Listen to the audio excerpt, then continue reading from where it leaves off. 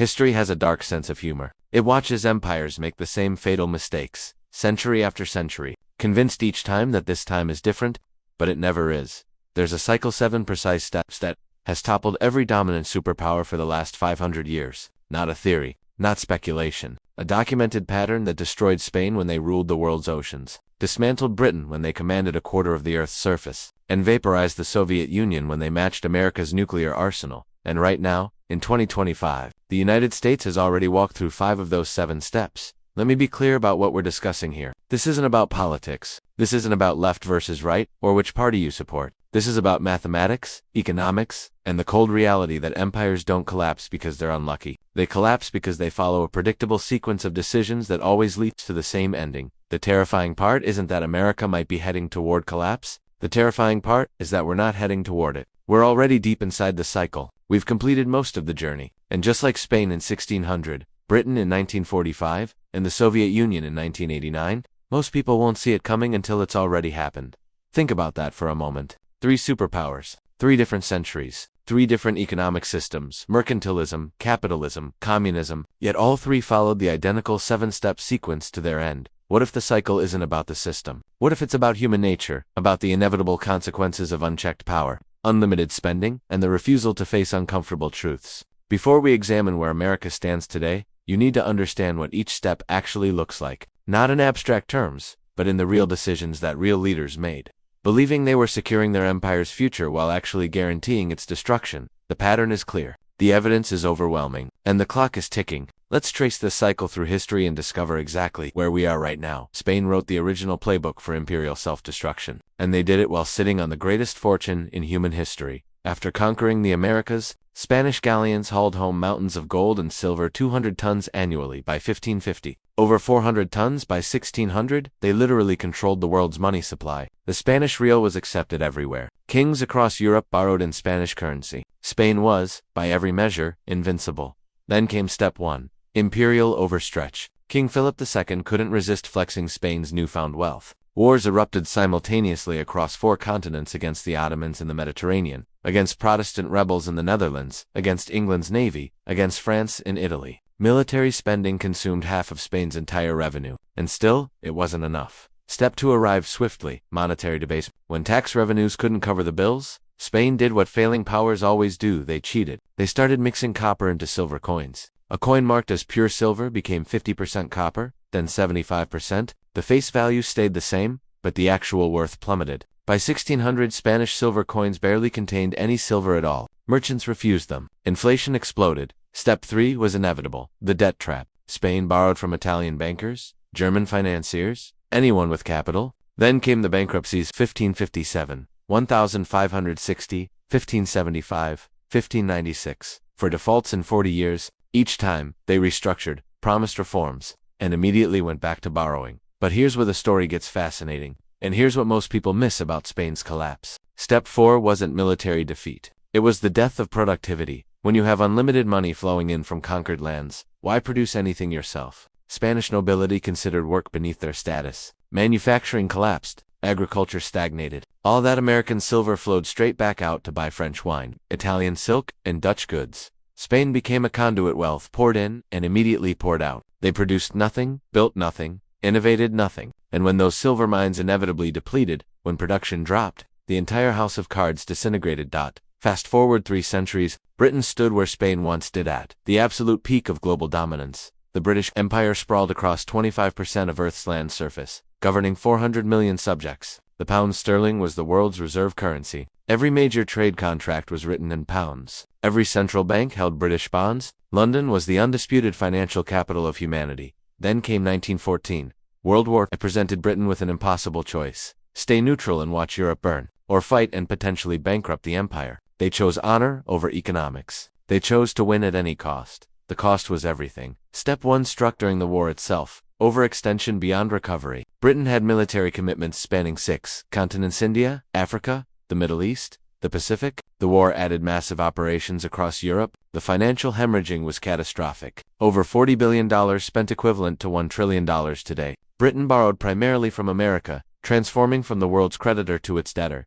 They won the war, they kept the empire, and they signed their death warrant. Step 2 came in 1925 when Britain tried to restore the pound's pre-war value. The pound was backed by gold, but the war had drained gold reserves. Still, they attempted to maintain appearances, returning to the gold standard at the old rate. The currency was overvalued. British exports became uncompetitive, manufacturing declined, unemployment soared. By 1931, Britain couldn't maintain the charade. They abandoned gold. The pound lost 25% of its value instantly. The global reserve currency had just admitted it couldn't honor its commitments. Step 3 intensified when World War II erupted. Another $120 billion in costs. More borrowing from America. By 1945, Britain's debt exceeded its entire GDP. The victory was real. But the empire was finished. Steps 4 and 5 came rapidly. In 1947, India gained independence, the crown jewel, gone. Over the next 20 years, Britain lost everything. Africa, the Middle East, Southeast Asia, the Caribbean. The empire that once spanned the globe existed only in history books. By 1970, the pound continued its fall, from $4.03 in 1940 to $1.27 today. The global reserve currency became just another regional currency. Britain kept its UN Security Council seat, its nuclear weapons, its special relationship with America, but everyone understood the reality. The empire was a memory. The power was history. The Soviet Union's collapse was the fastest, the most recent, and the most instructive for understanding what's coming. After World War II, the USSR emerged as a legitimate superpower. Nuclear weapons, massive military, control over Eastern Europe, satellites in space. For 45 years, they matched America's power, building more tanks, more missiles, more troops. But underneath the impressive military parade, the economy was dying. Step 1 was built into the system from day one. Unsustainable military spending. The Soviets dedicated 15 to 20% of GDP to defense, triple America's percentage. They had to counter American technology, American reach, American alliances, but their economy was a fraction of the size. They were fighting in Afghanistan, propping up Cuba, supporting Syria, Vietnam, North Korea, Angola, Ethiopia. Everywhere America had influence, they had to establish a counterpresence. The cost was impossible to maintain. Step 2 manifested in the 1970s. Complete economic stagnation. Oil revenue kept the lights on, but nothing else functioned. Factories produced inferior goods. Farms failed despite some of Earth's best farmland. Technology fell decades behind the West. By the 1980s, the Soviet Union was importing grain. They couldn't feed themselves because central planning destroys innovation and productivity. Step 3 was almost comical. The ruble was never a real currency. It couldn't be exchanged internationally. Even Soviet citizens didn't trust it, using dollars whenever possible. The government had to purchase foreign goods with gold and oil because nobody wanted rubles. When oil prices crashed in 1985, when gold reserves depleted, they ran out of real money. Step 4 arrived in 1989. The Berlin Wall fell. Eastern Europe liberated itself. Poland, Hungary, Czechoslovakia, East Germany, Romania, gone in a single year. The satellites that provided strategic depth vanished. The Soviet government, broken, couldn't stop it. Step 5 was brutally swift. On December 26, 1991, the Soviet Union ceased to exist. Just 900 days from the Berlin Wall to complete dissolution. No invasion, no war. Pure economic implosion. The military went unpaid. The government couldn't function. The ruble became worthless. A superpower with 30,000 nuclear weapons collapsed from internal economic failure.